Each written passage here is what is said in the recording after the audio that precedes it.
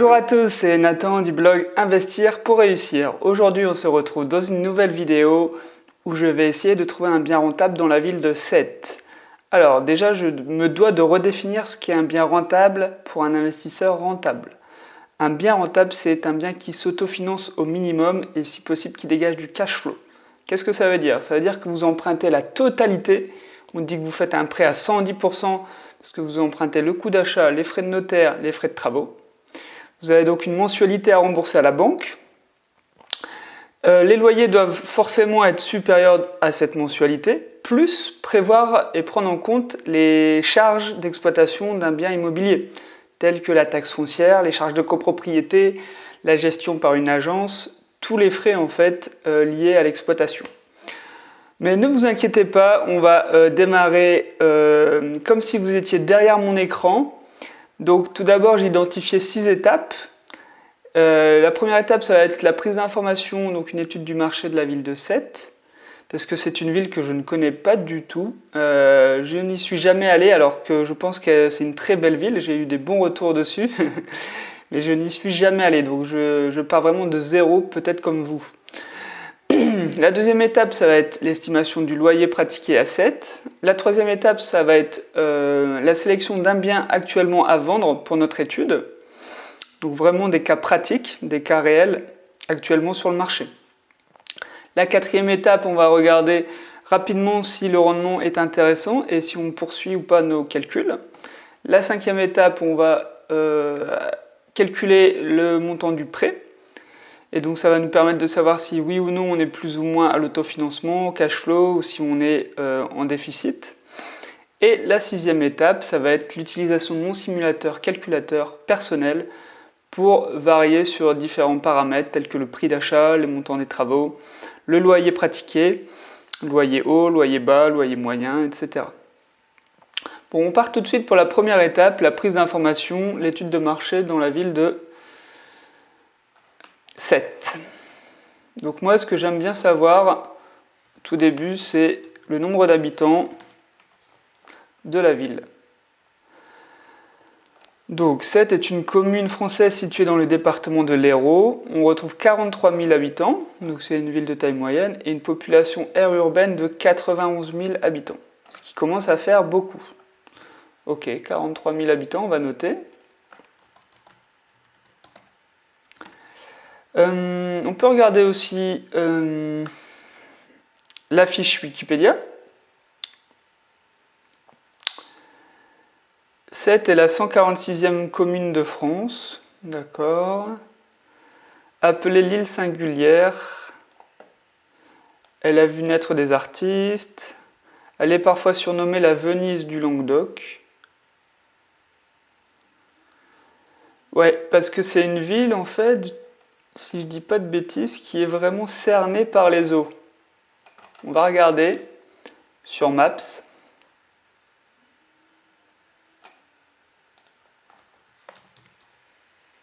Où se trouve la ville de Sète et un peu sa géographie. Oui, c'est bien ça. Vous avez l'étang de Thau d'un côté et la mer Méditerranée de l'autre. J'ai fait une vidéo aussi sur Béziers qui est juste à côté. Après, c'est entre Béziers et Montpellier. Donc assez bien placé en termes de population et de villes aux alentours. Mais c'est vrai que sa particularité, c'est que c'est quand même presque une île. Hein. Bon, on va voir ce qu'on peut faire en investissement à Sète.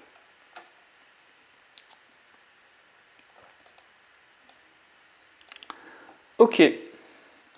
Alors, est-ce qu'il y a des universités à Sète? D'accord, il y a quand même quelques universités. Hein.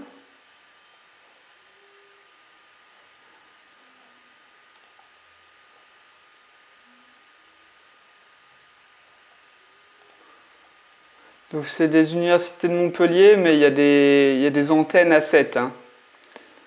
Ça, c'est assez classique. Donc c'est un département de chimie. Propose des diplômes Bac+2 et des diplômes Bac+3. Alors, c'est vrai que les diplômes Bac+2 ne sont pas les plus intéressants parce que ce sont souvent des gens qui vont habiter chez leurs parents, qui sont à proximité de l'université. Les licences déjà et master, on retrouve plutôt des gens qui ont fait l'effort de se déplacer et qui ont besoin d'un logement. C'est plus intéressant pour nous, en tant que propriétaire. D'accord.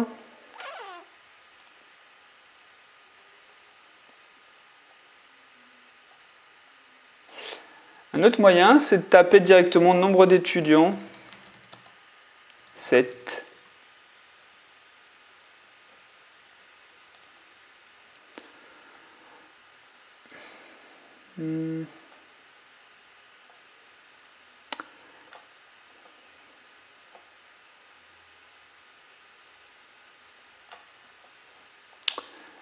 Alors,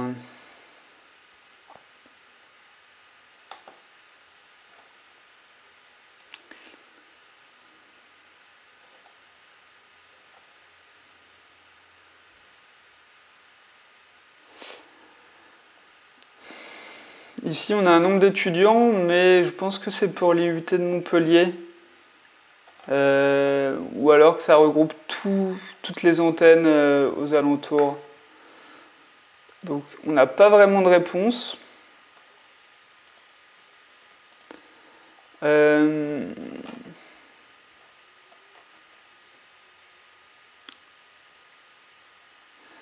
Donc là, si je reviens sur la première page, on parle que d'un diplôme universitaire de chimie et 2 licences professionnelles. Donc il n'y a pas de quoi avoir un véritable marché, j'ai l'impression, à 7.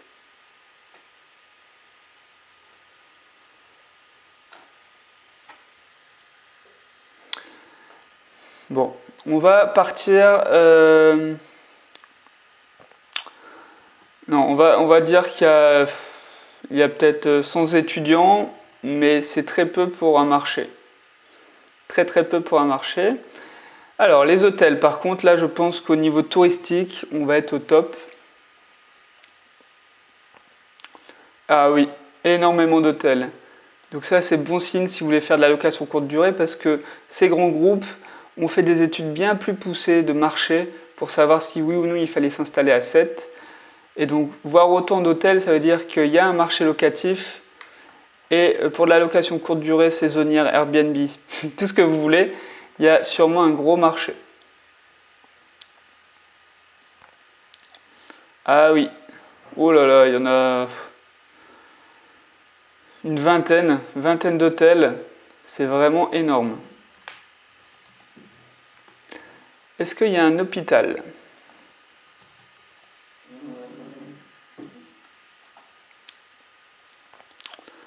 Ok, on a un hôpital, ça c'est plutôt bon signe. Pourquoi? Parce que ça va attirer du personnel soignant, qui eux vont avoir besoin de se loger, et ça va aussi attirer les familles des personnes hospitalisées. Eux, ça sera plutôt pour une période d'1 semaine, accompagner la personne soignée à l'hôpital. Mais pour les personnes soignantes, bah, ça va être 6 mois, 1 an, ceux qui font des stages, des internats, etc. etc.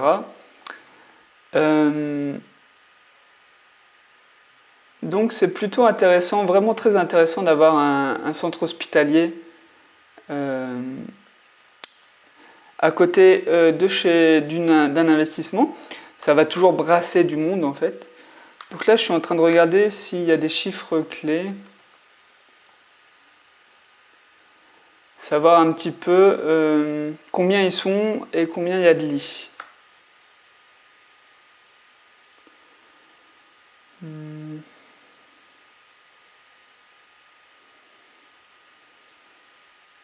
Donc il faut chercher. Il faut chercher. Là, là, là.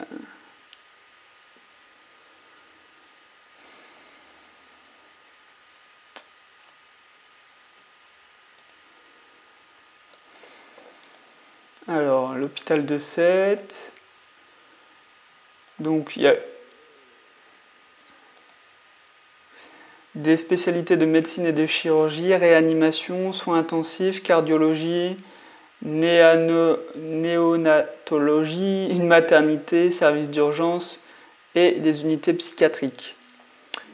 c'est bien, mais j'aimerais bien savoir combien il y a de personnes qui travaillent. Ça fait partie de la recherche, il faut passer du temps dans cette partie de préparation pour savoir un petit peu où on met les pieds, tout simplement.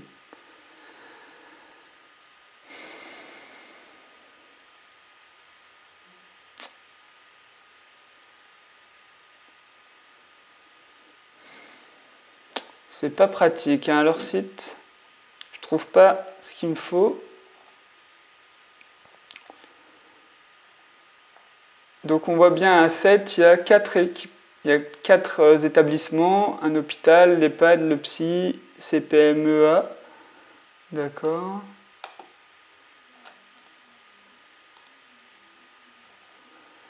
Alors, pour voir le détail après, il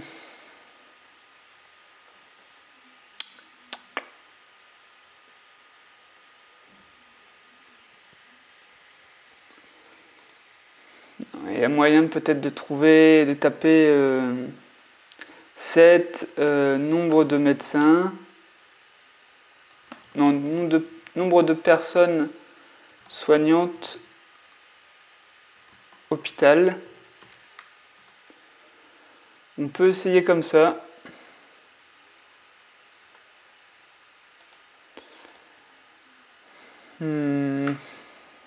Ouais.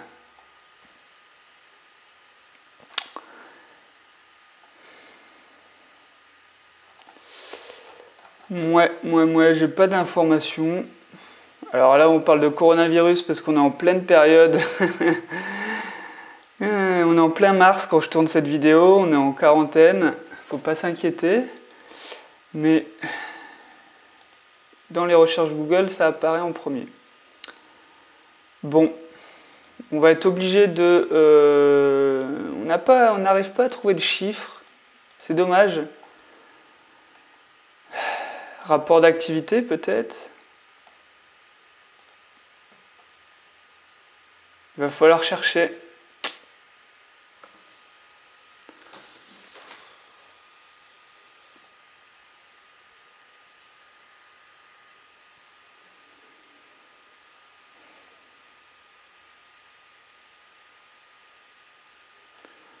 Waouh, c'est long. Très très long.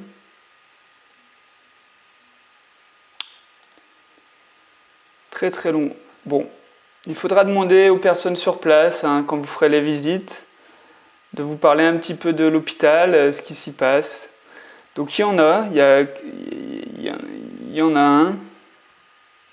Il y a 4 services, 4 établissements, mais nombre de personnes, on ne sait pas. Il faut savoir le nombre de lits et le nombre de médecins. Alors au niveau des transports en commun, est-ce qu'il y a une gare ?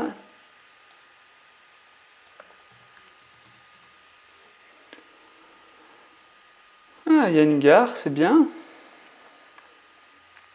Il y a même le TGV, dis donc. Donc il y a des TER vers Narbonne, vers Avignon, vers Nîmes. Il y a des TGV qui vont à Paris, à Montpellier, des TER. Ok, bah c'est très bien. Très très bien. C'est desservi par le TGV, c'est excellent. Ok. Bon, on va passer maintenant à l'étape numéro 2 et l'estimation du loyer. Alors, je pense qu'à 7, il n'y aura pas assez d'étudiants, mais on peut regarder si la colocation pour les personnes actives pourrait fonctionner. Parce qu'il y a de plus en plus de jeunes actifs qui cherchent de la colocation. Je pense que 7, c'est une ville dynamique due au tourisme et que ça doit brasser beaucoup de monde qui viennent pour 6 mois, 1 an, 2 ans ou tenter leur chance. Donc, je vais utiliser le site Le Bon Coin pour savoir un petit peu combien on peut louer une chambre en colocation à 7 et si tout simplement il y a un marché pour de la colocation.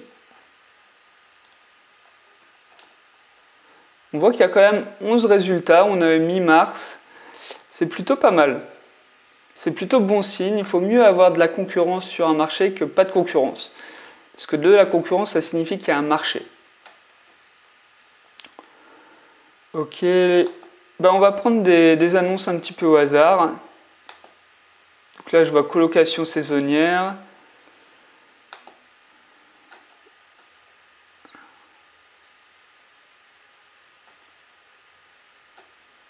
Chambre chez l'habitant. Bon, j'ai pas vraiment envie de prendre une chambre chez l'habitant, hein. Moi, ce que je vais proposer, c'est une colocation classique, hein. Ok. Donc là, on a quand même une chambre dans maison. De septembre à juin, à jeune étudiante ou femme sérieuse. Donc c'est vraiment pour la période des vacances. Des vacances, excusez-moi. Donc 300 euros. 300 euros.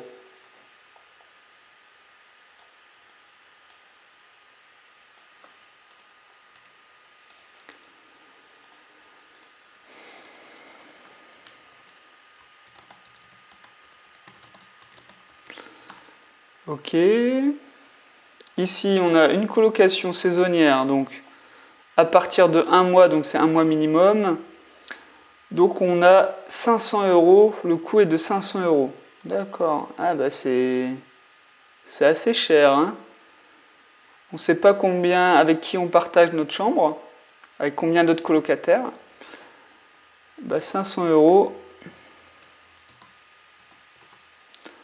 Ok, ça me paraît... Bon, on va voir, hein, on va voir les autres prix pratiqués. D'accord.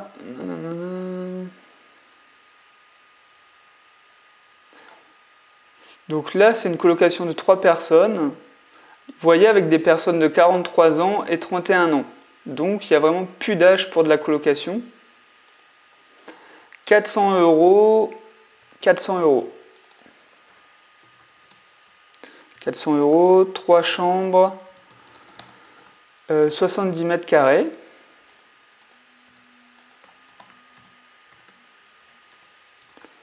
Ok. Ici, on a 400 euros. Bon, une colocation, mais on n'a vraiment pas plus d'infos. 400 euros. Alors, on va regarder d'autres annonces de colocation.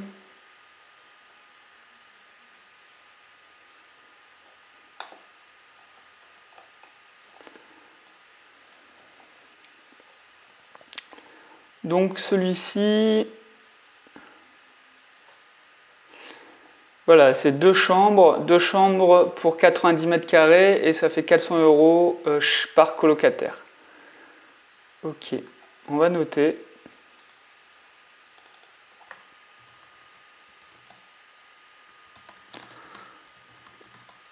Deux chambres, et là il a une grande surface, pourtant 90 mètres carrés.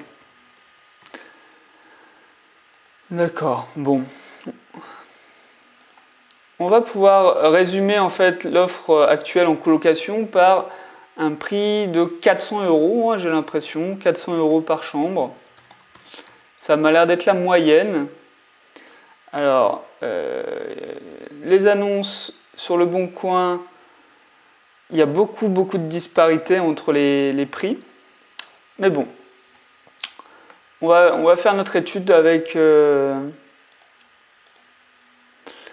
ces chiffres, donc 400 euros. Donc on va passer à l'étape numéro 3 et la liste des biens à vendre dans la ville de Sète.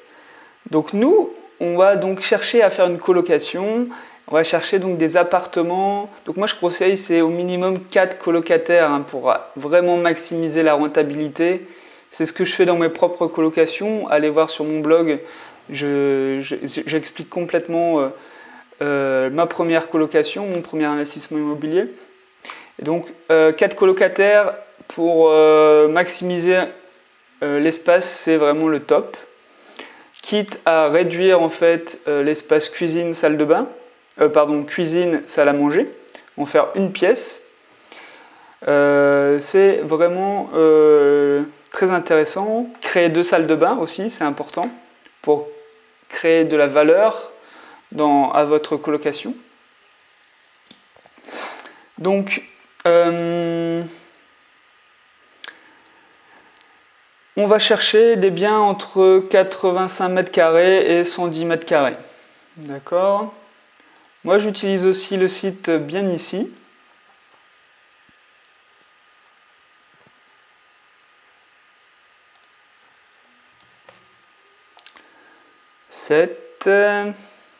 Alors le budget, je sais pas, j'espère que pour 200 000 euros, on va trouver quelque chose.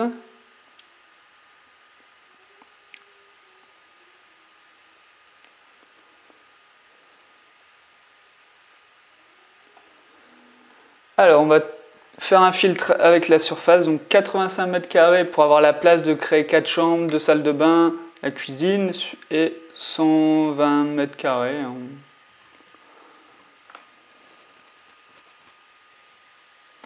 On a 17 biens qui ressortent.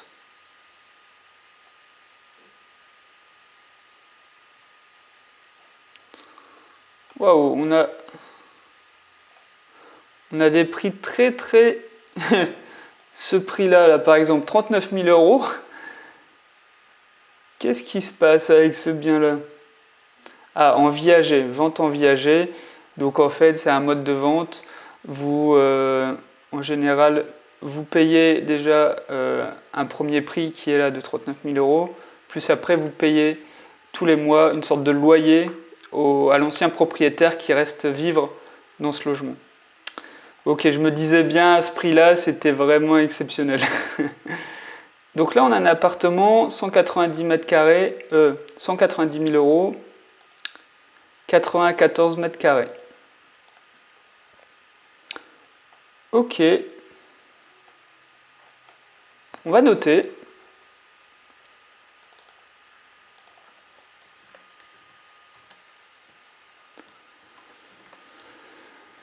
« 94 mètres carrés. »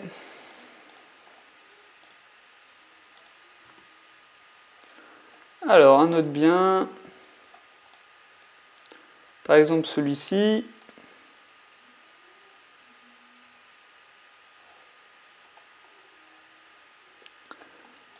D'accord, un bel appartement. 177 000 euros, 88 mètres carrés. «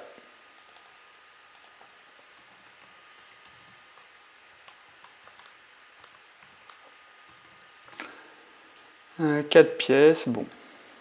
Ok. Là, on en a encore un peu moins cher. Et 112 mètres carrés, donc on aurait largement la place de faire tous nos travaux pour notre colocation. D'accord, c'est dans son jus, hein. La cuisine n'est pas si moche que ça, mais... pas si moche que ça, c'est vrai, mais bon. Mériterait sûrement un coup de neuf. Ouais. Ok. 167 000 euros 500, 112 mètres carrés.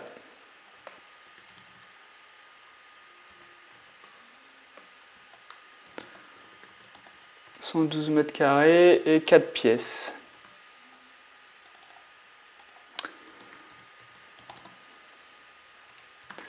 Ok, là j'en vois un. Alors je regarde les prix aussi les plus bas parce que c'est à l'achat qu'on fait une bonne affaire. C'est en achetant vraiment le moins cher possible déjà qu'on peut faire une bonne affaire. Vous avez beau avoir le meilleur business model inimaginable, si vous achetez trop cher, il n'y aura rien à faire, vous n'aurez pas de rentabilité. Ça c'est très important de comprendre ça. C'est pas à vous mettre sur le prix du marché, c'est à vous de faire baisser le prix du marché, le prix d'un bien en particulier pour atteindre la rentabilité. De toute façon, on va le voir avec nos calculs, hein. Alors, ok, T4, 100 mètres carrés, 3 chambres. Ok, des charges de copropriété d'environ 1 000 euros par an. C'est pas trop mal celui-ci, hein. Pas trop mal parce que le prix affiché est vraiment inférieur. 147 000 euros, 104 mètres carrés.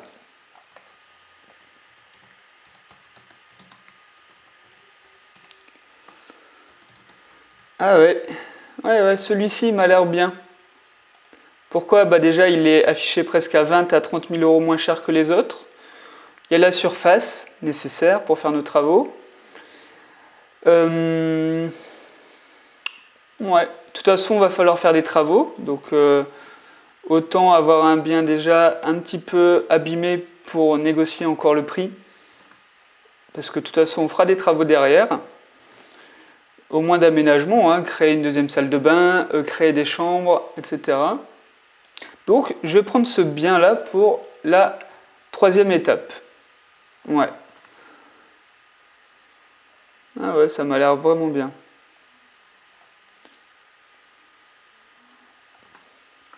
Ok, ben on va passer tout de suite à la 4e étape et une première étude du rendement possible. Donc, on est sur un bien à 147 000 euros. Donc 147 000 euros.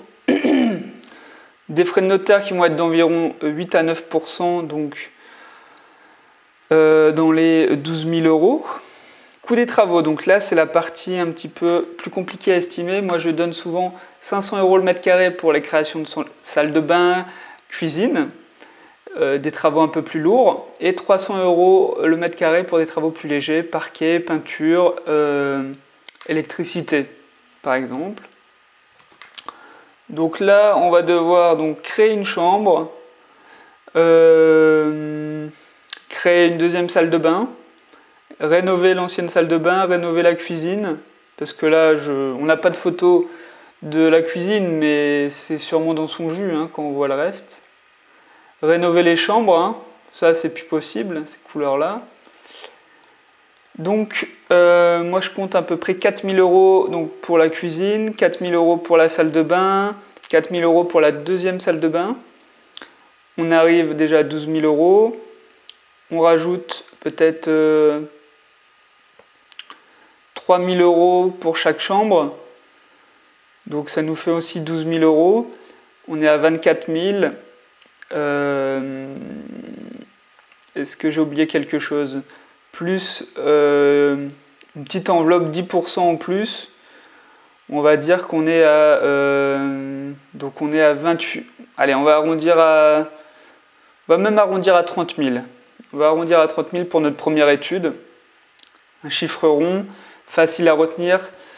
Alors bien sûr, il va falloir aller visiter le bien hein, pour voir si l'agencement est possible. Des fois, ça ne sera pas possible malheureusement. Voir si le règlement de la copropriété permet aussi de faire de la colocation dans l'immeuble. Il y a beaucoup de choses comme ça à vérifier également. Hein. Mais là, on part sur une première étude, avoir des chiffres en tête, savoir combien on loue, combien on peut acheter, combien on doit négocier, les travaux max, etc.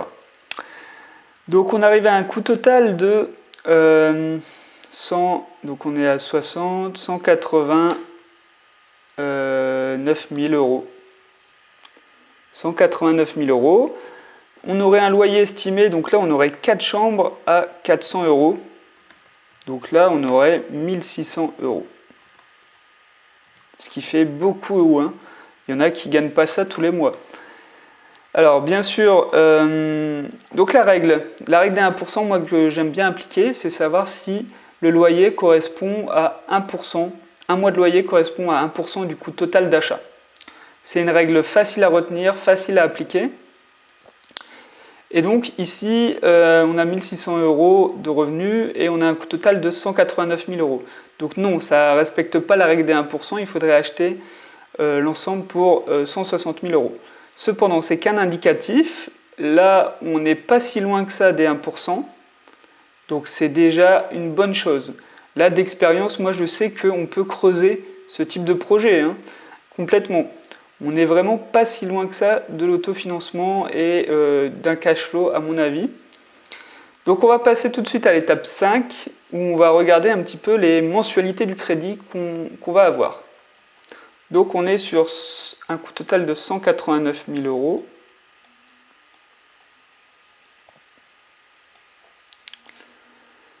« 189 000 euros,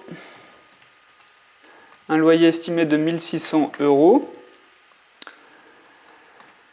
Des marges, alors oui, il faut enlever 30% des revenus bruts espérés, hein, parce que vous aurez de la vacance locative, vous aurez la taxe foncière, l'assurance propriétaire non occupant, les charges de gestion. Donc c'est vraiment très important. D'ailleurs, c'est la banque qui applique ce barème. Donc quand vous allez aller voir la banque, toutes les banques vont appliquer ce barème. Alors certaines vont appliquer 25% des revenus. Donc c'est plus avantageux pour vous, mais en général, ça va tourner autour de 30%. Et c'est important aussi pour vous de faire le calcul parce que c'est souvent plutôt réaliste. On n'aura jamais les revenus nets égaux aux revenus bruts. Il y a toujours pas mal de charges. Et je ne parle même pas des impôts. Donc on enlève 30%, donc ça nous fait du 320, 480 euros en moins. Donc ça nous fait du 1120, si je ne me trompe pas, net.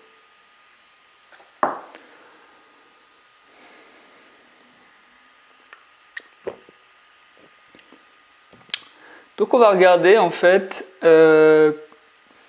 quel serait le coût du crédit tous les mois si on emprunte 189 000 euros sur la durée maximum, donc sur 20 ans.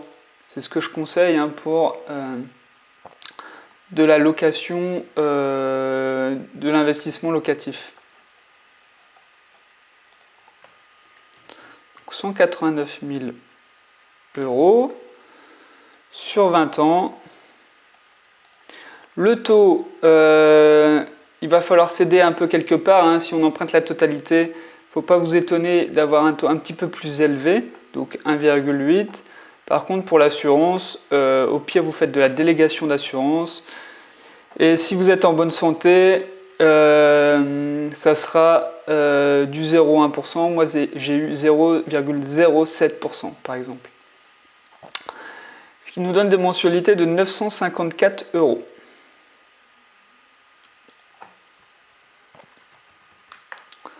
Donc là, on va regarder si les mensualités sont couvertes par le loyer estimé. Donc oui, complètement, on espère 1120 euros et on aurait 954 euros.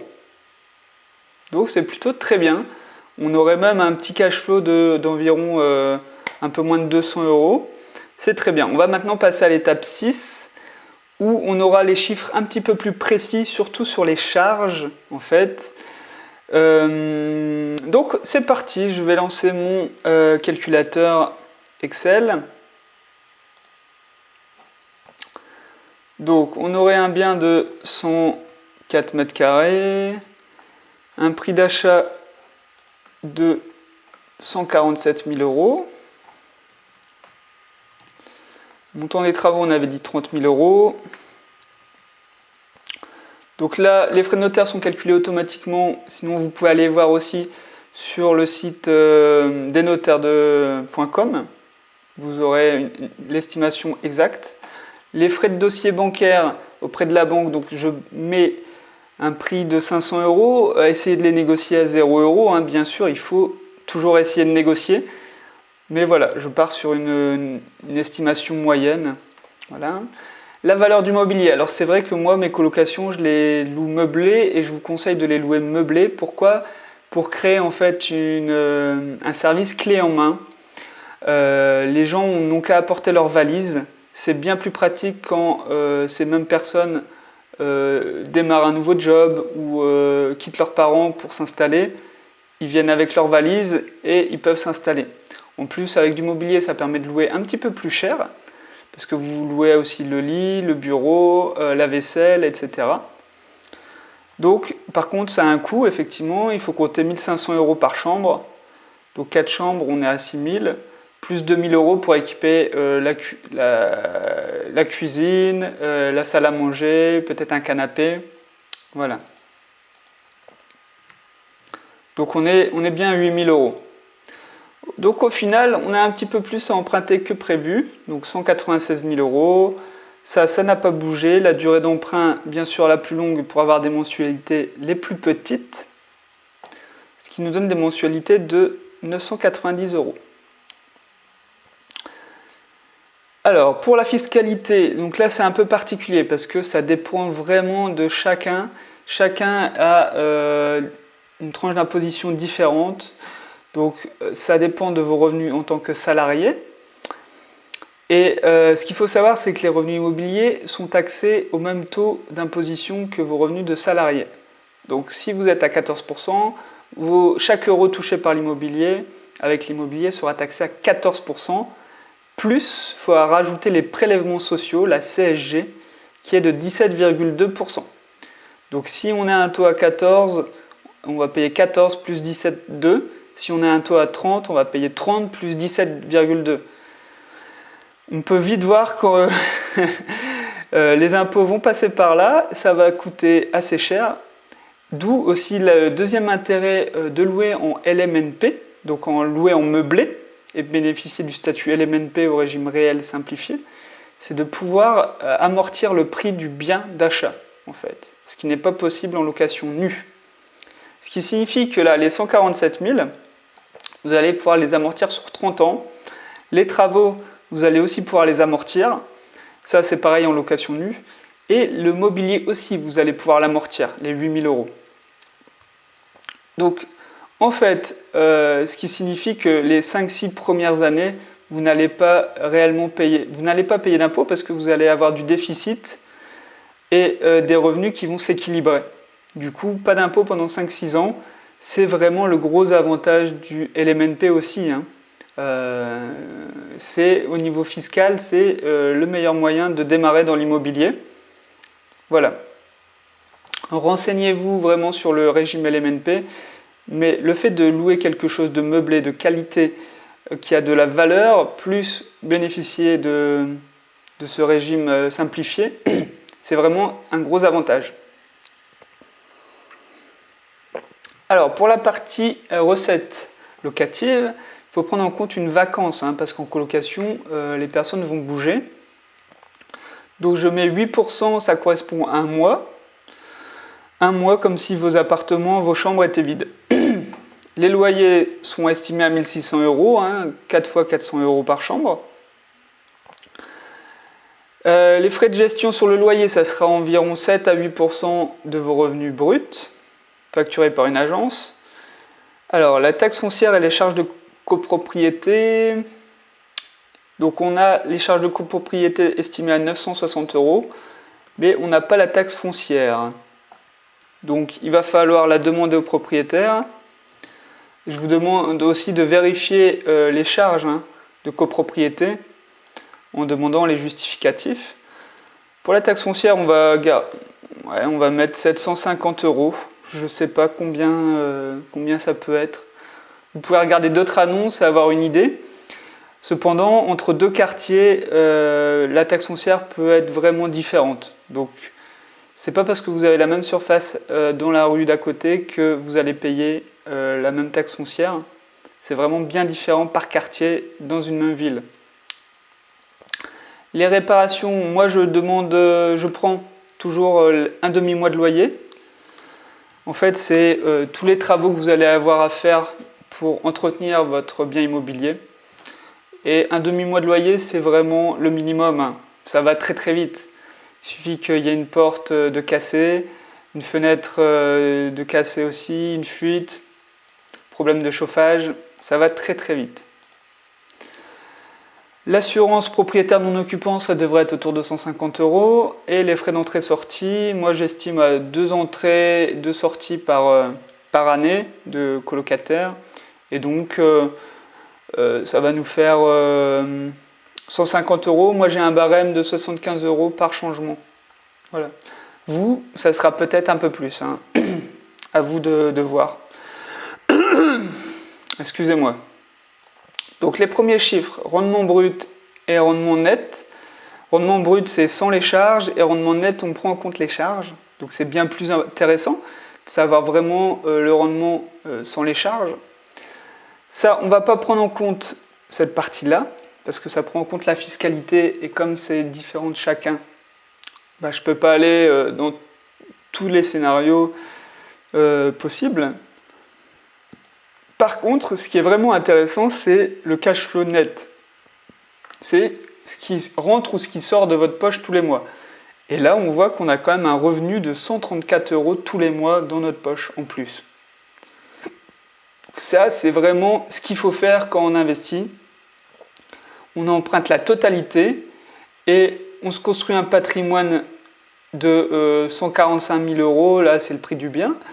On se construit un patrimoine et tous les mois en plus, on gagne de l'argent. Ça, c'est comme ça qu'on arrive à multiplier les investissements et acheter 3, 4, 5, 10 biens. En fait, après, il n'y a plus de limite parce qu'on augmente notre capacité d'emprunt, on augmente nos revenus avec ce cash flow tous les mois. Et donc, c'est ce qui permet de multiplier vraiment les investissements.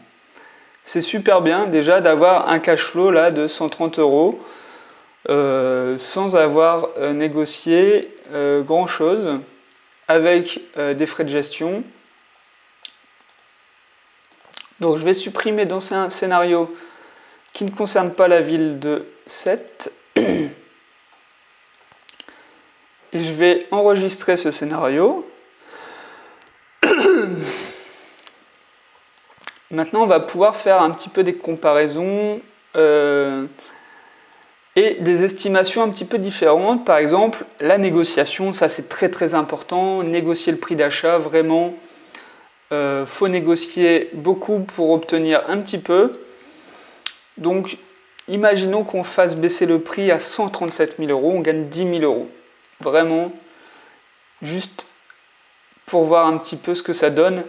Tout de suite, on a quand même 50 € de plus par mois, ce qui fait 600 € à la fin de l'année. Quand même pas négligeable. Donc on va enregistrer aussi ce scénario.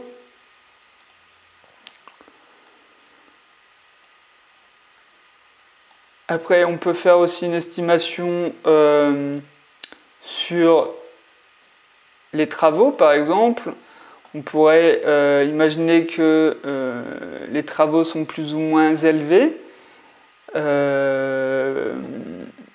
Voilà. Là, je vais pas changer le prix des travaux parce qu'on n'a pas encore eu de retour de devis des artisans. Il va falloir faire au moins 2 devis d'artisans pour avoir un prix moyen. On pourrait aussi augmenter le loyer ou le baisser. Peut-être qu'au lieu de le louer 400 €, on va le louer 380 €. Donc on enlèverait 20 €. Donc ça nous fait 520 €. Ça serait notre estimation basse d'un loyer bas. Tout de suite, on voit que notre cash flow est fortement impacté. 120 €. Donc quelques euros par mois de location, ça fait un gros écart en fait dans votre calcul de cash flow et de rendement. On pourrait estimer aussi qu'on arrive à louer un petit peu plus cher, donc 420, donc 1680 €.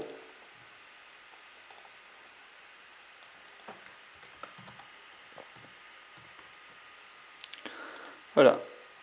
On pourrait essayer de faire baisser les charges.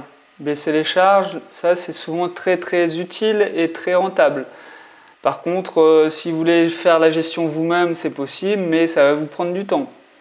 Voilà, tout est histoire de compromis. Ici, on a de la chance, c'est qu'on a quand même un investissement de base qui est plutôt rentable, même très rentable. Pourquoi ? Parce qu'on a transformé le logement aussi. On aurait pu prendre de la location courte durée, on aurait pu prendre l'achat d'un immeuble par exemple, on aurait transformé le bien pour créer de la valeur. Donc, je vais comparer les scénarios pour terminer cette vidéo. On voit différents scénarios, le plus important c'est le cash flow. Vous avez beau avoir de la rentabilité, si vous avez un cash flow négatif, tous les mois il faut mettre de l'argent de votre poche et ça diminue votre capacité d'emprunt et c'est pas ce qu'on veut nous en tant qu'investisseurs rentables. Donc on voit que le cash flow il augmente, surtout quand on a négocié de 10 000 euros, seulement 10 000 euros le prix, hein, sur 147 000 euros, c'est même pas 10%. C'est 7,5%. On a négocié, c'est pas grand chose. Imaginez, vous négociez 14 000 euros, enfin, il faut faire les calculs après. Hein. Ici, on a un loyer estimé un peu plus bas que 400 euros. Donc un loyer à 380, on est toujours en positif. Toujours prendre des scénarios aussi un peu moins favorables, hein, parce que ça peut arriver. Et là, par contre, si on a un loyer de 420 euros par chambre, on explose vraiment le cash flow, on est à 250 euros. Et là, c'est vraiment le top. Ok ? Bon, en tout cas, si vous habitez dans la région de Sète, bah, bonne nouvelle, hein, je pense que l'idée d'une colocation est possible. Il va falloir maintenant aller sur place, visiter, voir si l'aménagement est possible. J'ai fait aussi une autre vidéo sur Béziers qui est juste à côté, n'hésitez pas à aller la voir. En tout cas, si vous avez aimé ma vidéo, n'hésitez pas à vous abonner à ma chaîne YouTube. Et n'hésitez pas non plus en commentaire à me dire le nom de ville dans lesquelles vous aimeriez que je fasse le même type de vidéo. Et n'oubliez pas aussi de télécharger mon guide offert sur comment faire une bonne affaire en immobilier. Je donne 7 astuces vraiment pour acheter en dessous du prix du marché. Ça va être en vidéo ou dans la description de la vidéo. En tout cas, moi je vous souhaite des très bons investissements et je vous dis à plus. Ciao!